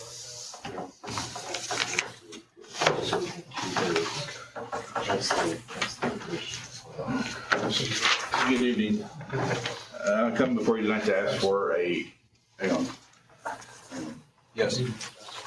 Okay. Hold on just one second. I'm All so right. sorry. I'm sorry. I missed that you were. One of the items that wasn't listed on the commissioners as an additional Yes. was salaries. The $195,000 that was advertised, but it's not on the letter. I just realized that The salaries. for the additional staff and the buildings and grounds, the additional maintenance. There was $195,000. Okay, I thought we addressed that at the last meeting. No, they approved the positions, but the additional had to be advertised I'll this see that. month. It wasn't, I didn't notice it not being on your letter, but it was advertised and we had discussed Okay. it. So we're just cleaning up some requests from the last meeting as far as the new positions as an additional appropriation, which would be 195, 102. $195,102 for the 4 new positions. Is that correct? Yep. Sorry, I must have missed that. So I'm seeking an additional appropriation that's been advertised for the 4 additional maintenance staff that was approved last month. You already made the amendment to the salary ordinance, but we never took action on the additional. This is maintenance staff, you said, Correct. and the total is how much? 195, 102. And that's salary and benefits? It's just salaries. How about benefits? Do you have enough appropriations to Yes. accommodate that? Yes. Yeah, sorry for that oversight. Okay.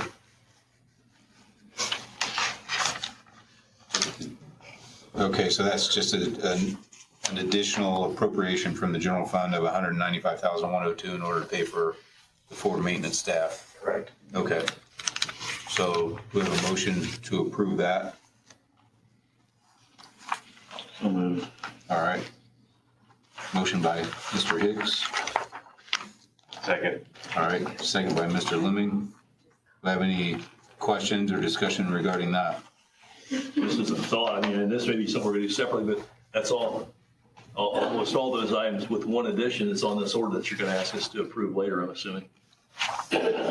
Right, so you're gonna be asking us to take action on this ordinance. At the end, yeah. Because we're, in a sense, if we're approving additional appropriations, we're already doing this, but you're gonna ask this as a separate action evidently. Okay. Never mind, go ahead. Okay. Yeah. So we've got a motion and a second to approve the 195-102 additional appropriation from the general fund. And with that, all in favor, please signify by saying aye. Aye. And those opposed, same sign. All right, that motion carries, the additional 195-102. Yeah, thank you. Is the new practice going to be that we're going to request ordinances regarding additionals, or I know that There was a memo that came out from the DLGF that put this out there that they needed to be done this way. When questioned, they really didn't give us the feedback that would tell us yes or no. okay. I told Angie it's kind of her call. If she wants us to, we do. If not, I never really thought it was that necessary. I mean, we still got them approved and that did all the documentation. But if she wants to, fine. That's kind of what I'm thinking. I guess when I looked at it earlier in the week, I thought maybe each department was going to present an ordinance. So you're No, implying it's a all- single ordinance. Yeah. Okay. See, what we've just done through your actions is what we've done all in the past. We just let, the department head comes up, there's additional appropriation, and we've approved it. Okay, and we've documented it in the minutes, and it's been given to the DLGF for their approval and so forth, but we've never actually done an ordinance approval. So now you need to do one or the other. I mean, when we take the action, either we're gonna do an ordinance, or we just do what we just did, kind of thing, is what I would need. You don't need to do it twice, No, I totally agree. is what it boils down to. Yeah. Thank you for that clarification. I think however you want to handle it is fine. All right, back to Mr. Hicks. I agree with Jen. Completely up to you. You're the honor. Yeah. I just want to do it right. Yeah. We'll do it however you want to do it.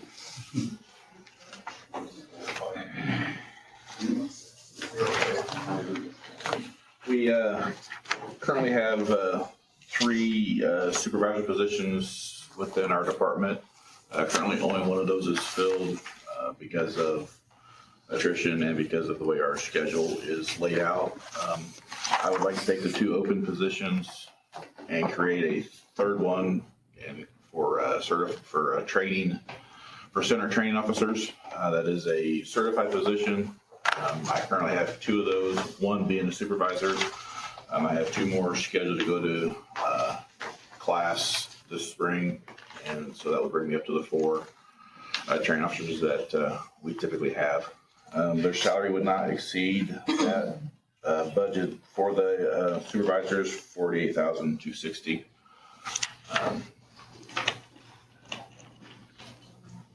If approved tonight, I would make the salary effective for my 1 trained officer who is not the supervisor, effective beginning of the next payroll, and then the other 2 upon successful completion of their coursework.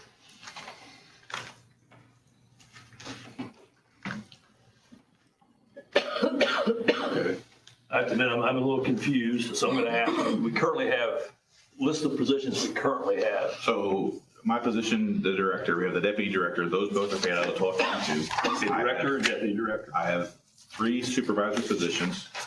I have 1 filled, and then I have dispatchers.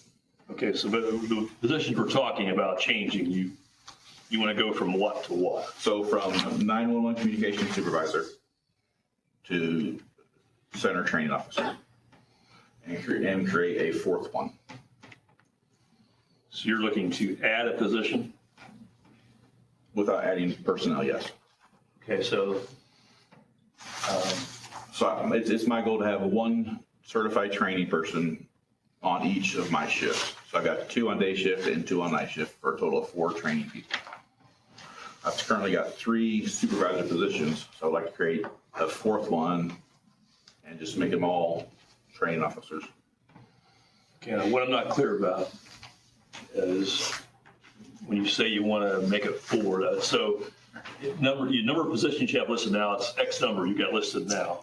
So And when we go to the new list, it's going to be the same number, just change titles, or it's going to be an additional So number? it's going to go from 3 supervisors and 15 dispatchers to 4 and 14. Okay, so it's going to stay 18. So you're not changing. I'm not, yes, no. You're just kind of changing titles. Realigning, yes. Changing titles Yes. and maybe some salaries. Yes. So the one would remain as a supervisor, but she's also a center training officer as well. So it would just be a total of 4. You're saying the total salary for those 18 positions is not going to change? For those 4 positions is for the supervisor positions or center training officers, those will not exceed the 48,260. So it's going to, there are no more dollars involved here. There would still be an increase of For one position. $2,337 difference. 2,337, 37. okay. Because that would go from the 45,601 to the 48,20. So that, the total increase in salary you're asking is $2,337 on an annual basis? Yes. And that's paid out of 4922. And my question there is, can that fund afford it? I would. And we've had a tight budget. I would certainly hope so, because in the time that I've been there, we've never been fully staffed. So that budget has never been fully spent. Well, I know we're tight. If I remember right from our budget process, that fund was tight when it came to cash balance projections. On the 1222 it was. Okay. Oh, not 4922? 4922 is the one that's the interlocal agreement. Right, and the last 2 years, we've not had to add additional, but we don't fully support. we haven't had to put additional general fund money into it. We Right. haven't had to do that. Okay. Correct. It's been able to support itself with the monies coming in. Yeah, and I've been able to transfer from salaries to cover overtime. Okay. All right. Out of that fund. Thank you. Yep. Any additional questions?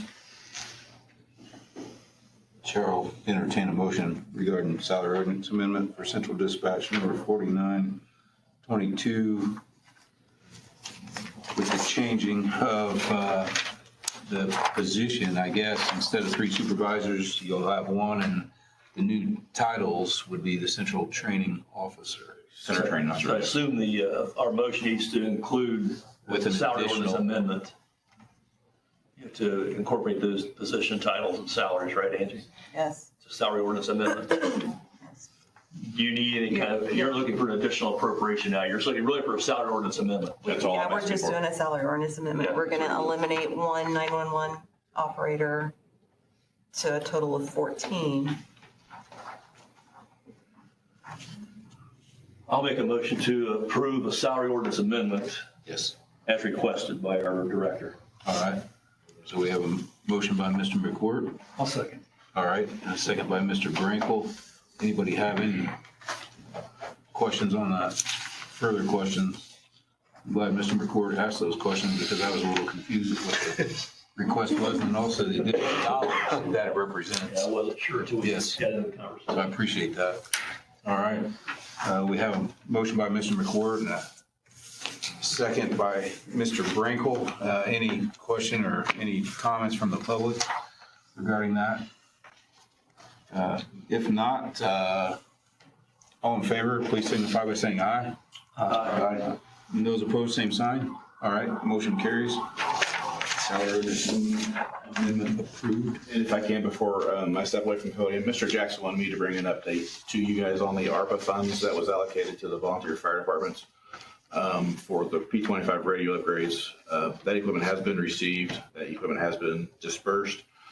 February 3rd, we started using the new equipment that was given to the fire departments, pagers and radios and such. As of right now, there have been no issues with that, and communications have been greatly improved. So thank you very much for your generosity. Very good. Thank you. Next on the agenda, we have Grant County Highway Department, David White, if he's still back there. Yes, there he is. Thank you. I'm here tonight to ask for a truck driver's position that we have to be changed to a new account assistant superintendent. The current salary right now is $45,404 for the truck driver's position.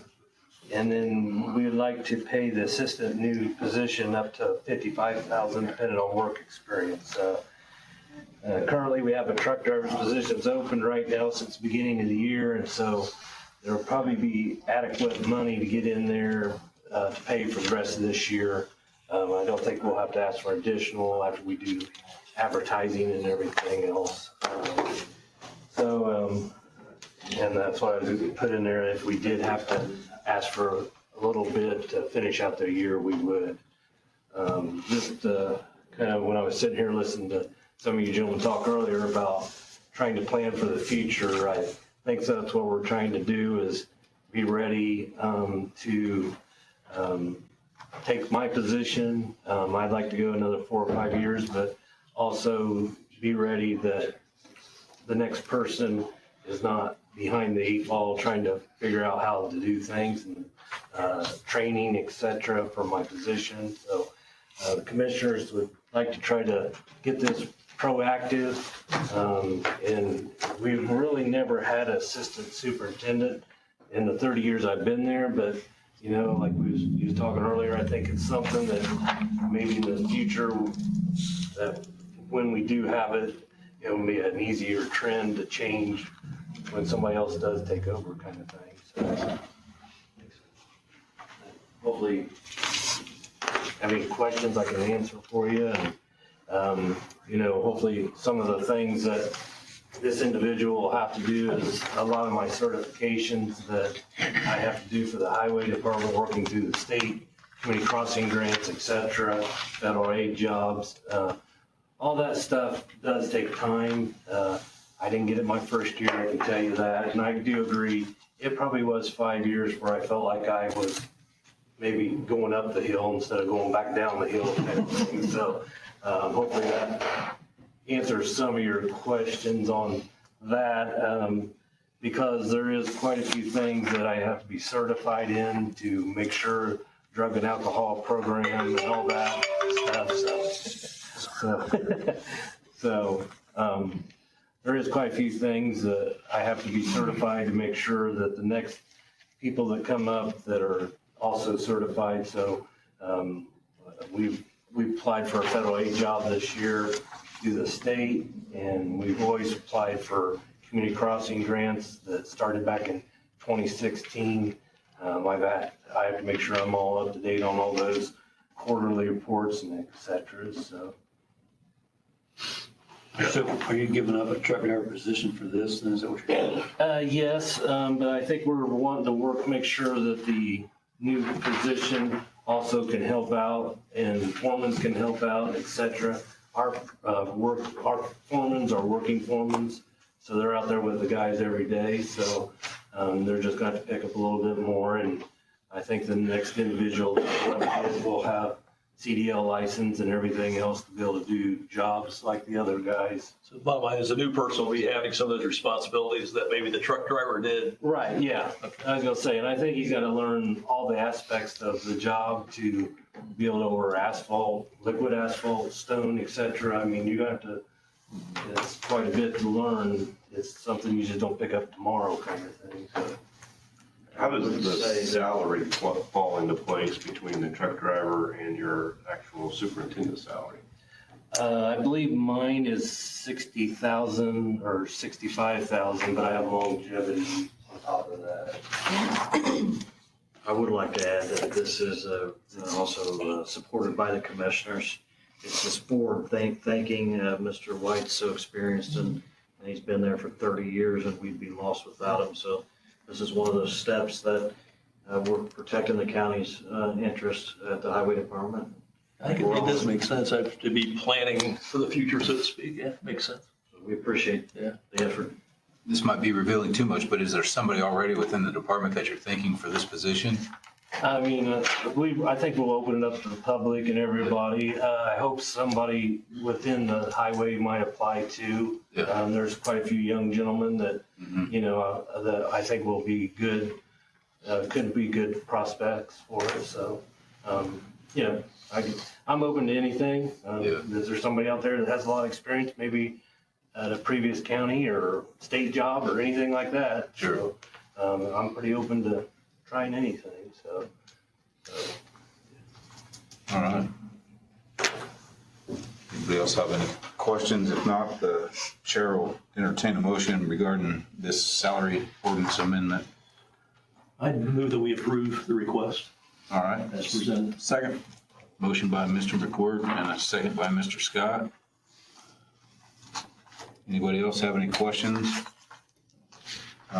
Anybody from the public have any questions regarding, I would say, future planning? That's what we're doing. All right. If not, then all in favor of the salary ordinance amendment to the MVH fund, please signify by saying aye. Aye. And those opposed, same sign. Motion carries. All right. Thank you. I would like to comment on the company that they hired to do that lobby. I think that's a good idea.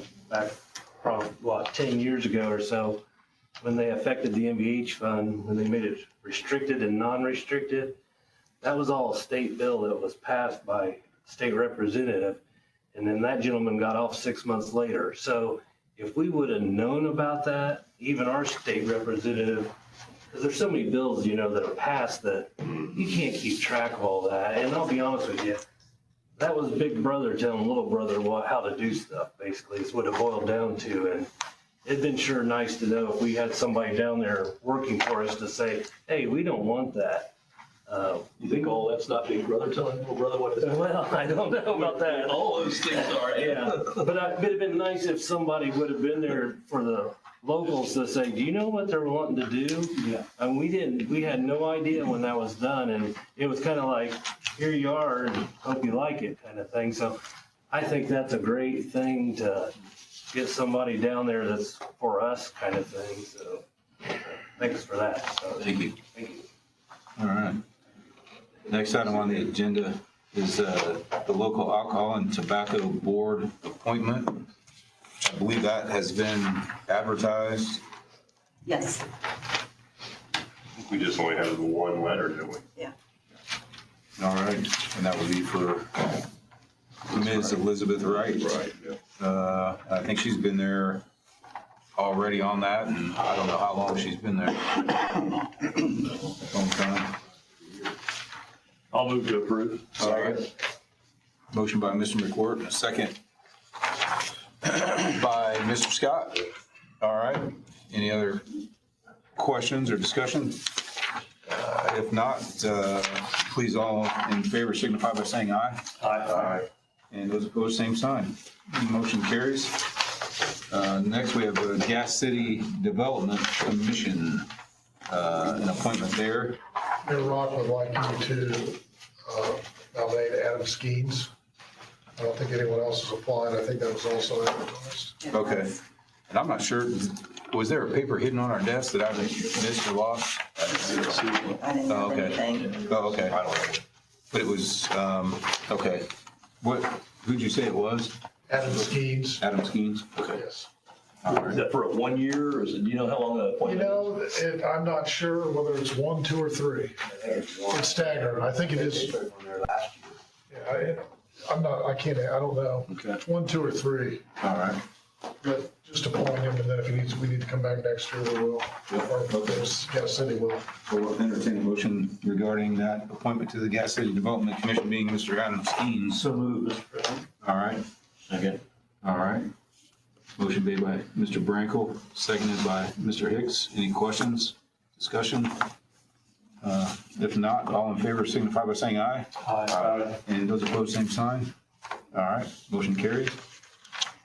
And next, another appointment, Converse Library appointment. That was included in here. We did not get that in time to be advertised for the February meeting. Oh, okay. All right. So we'll withhold this one until the March meeting. Is that what you're saying? advertisement. You're saying advertise for anybody that might want to Yes. be involved, you mean? Okay. Okay. So we'll hold this one out for the next meeting, and we'll do that. All right. Old business, we did have Grant County Sheriff on there, but he had asked to be taken off of the agenda for that.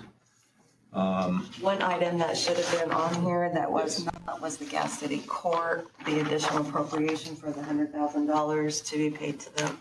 Okay. It And, was advertised. okay. And that's a part of this, but you want to run it separate too on here? Okay. So this would be an additional appropriation to fund that Gas City Court of $100,000, and that will be paid via invoice from them? I haven't Okay. been part of that. I don't know how that's gonna be Okay. set up with you guys.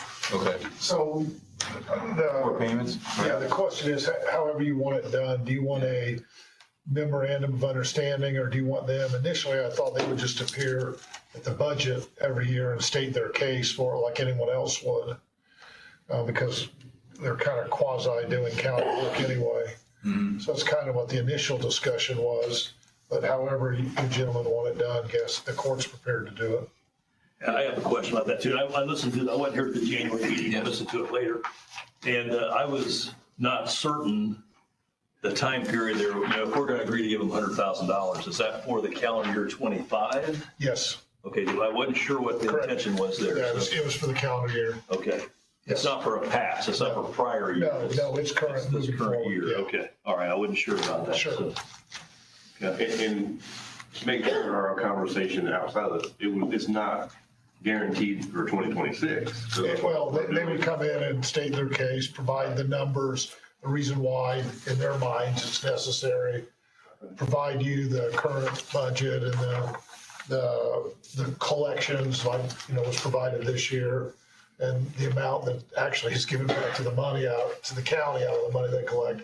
I think the understanding was they would just present that every year as part of your budget. It can also be done through a MOU. It's really whatever you prefer. It could be a part of the budgeting process. That might seem to make sense. Yeah. Yeah, I mean, I would think they need to come before you every year and state their case.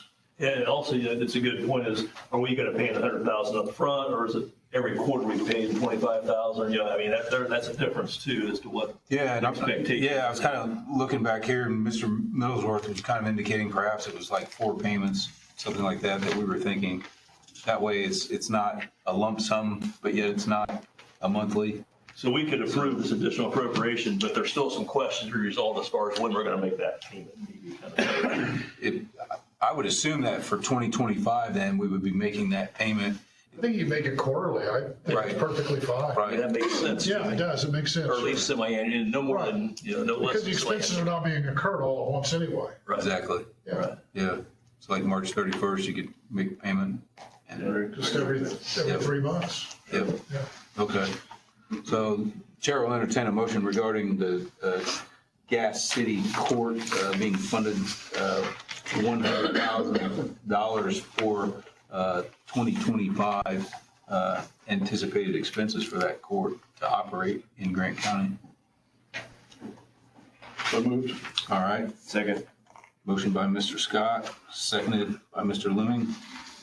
Any questions or further I'll ask a discussion? question with that. Yes. Not that I'm opposed to the motion or anything, just at our, we had an email earlier, like Angie sent it out, and it's at our tables tonight. There's a disbursement summary report. Have you guys had a chance to see it? I don't think I have. I'm not really clear on what this is trying to show us. It shows collections and, the intent might have been to show us kind of like a cash flow statement, like, hey, this is how much we took into the court, this is what we spent on the court, but this doesn't really give us the court expenses that I can tell. It's like, it doesn't say, the judge's salary, court staff, and, those kind of things. This is monies that you receive from the county. Is that what that is? I believe that is what she Monies said, payable to the yes. county. I think what this is, Mr. McCord, is this is the monies that Gas City Court sends to the county. Yeah, from the fines and fees they collect from their court, Correct. that's what they're sending over to us. Yeah. So they weren't really intending to give us the I'll say, income statement, so to speak, that shows this is what they brought in into the court, but then this is what they spent out, so to speak. They'd be happy to do that. I can just tell you, when I filled in as judge over there for about 3 or 4 months, I saw those numbers, and they keep very little. Believe it or not, on court costs and fines, it almost all goes elsewhere. And of course, this doesn't really show what they have to spend of their own money. So, the salaries that they have to pay out and those kind of things, that's not reflected here. Yeah, So. and again, they'd be happy. I've seen those budget numbers. They run a very tight ship. Right. I'm sure Judge Barker does. I mean, I've Yes, no doubt about that. absolutely. They have 2 staff people. And maybe before I came onto the council back in December, so maybe they explained some of that in prior meetings. I don't know. That could. I think that's correct. Okay, that could be. I'm thinking he brought that. Yeah, he did. He presented that. He had that information. He was very knowledgeable. Right. That's just, it kind of supports the need, so to speak, for us to chip in the 100,000 or whatever. Yes. I'd still like to see some ordinances that we could create, try to keep some of that money here as opposed to going to the state. I don't know how Yes, absolutely. But there is a way to do that. Yeah. A special fund needs to be. Exactly. That might be something for lobbyists to work on. First task, that might bring us back our $50,000. Yeah, that's an excellent point, and really, that would be a very good thing for the lobbyists to look at, is that exact issue. It's unfair that the taxpayers are paying all that money, and most of it's going to the state for whatever funds they want. It's just not right. Yeah, in the case of the city court, I wonder, in that judge's position, does the state pay that salary, or does the city have to pay No, that I think the salary? city pays Yeah, I it. think so. It Yeah. makes sense for the state local, because the Yes. city's, paying that, not the state. And frankly, the county court costs is a similar situation, and a lot of that money leaves the county And in also. that case, at least the judge's salaries are paid by the state. Correct. So that, there's a little Right. reason there, but. But the city, no, that's all paid by the taxpayers. Grant County Doge. Yes. There you go. So then you want me to announce this as well as something to be approved? The ordinance, well, you haven't We haven't done that. voted on We haven't your. Right. voted on this one yet. Yes, it is. Right, yes, that's correct. Yeah, we've just got a motion by Mr. Scott and a second by Mr. Lemming for Gas City, so I apologize. Yeah, we got sidebar on discussion. Yeah, sort of. Okay. And with no further discussion, then all in favor of the Gas City Court being funded at $100,000 for 2025, all in favor, please signify by saying aye. Aye. And those opposed, same sign. All right, carries. And then with that, then we have ordinance number 1, 2025, additional appropriations, which is basically a summary of everything that we were approving at this meeting. We've already done it. Yes, yes. But that way then we will officially vote on it as well as sign off on it. Is that what you want done? She's got to prepare it so it doesn't hurt. Yeah. We might as well this time. Yeah, so I'll entertain a motion then regarding this ordinance number 1, 2025. And I think everybody's got a copy of this too, or no? Somewhere, right? Okay, At the table tonight. all right, I'll move approval. all right. So, all right, motion by Mr. McCourt, second by Mr. Lemming. I think we've already discussed it a lot, so all in favor, please signify by saying aye. Aye. And those opposed, same sign. And then what we'll do is kind of run this along and have everybody sign it real quick. She's got me one here for you to sign. Oh, okay, very good. Pass it around. That's a better copy. Super. All right. And then committee reports, yeah. Did this ever get down that way? It did. Oh, okay. I would just say, let's put Doge on there. Committee, Doge committee. Doge committee? Yep. A new committee? A new one. Hereby established. Yeah, yeah, there you go. Yeah. He's trying to get us sued. Yeah.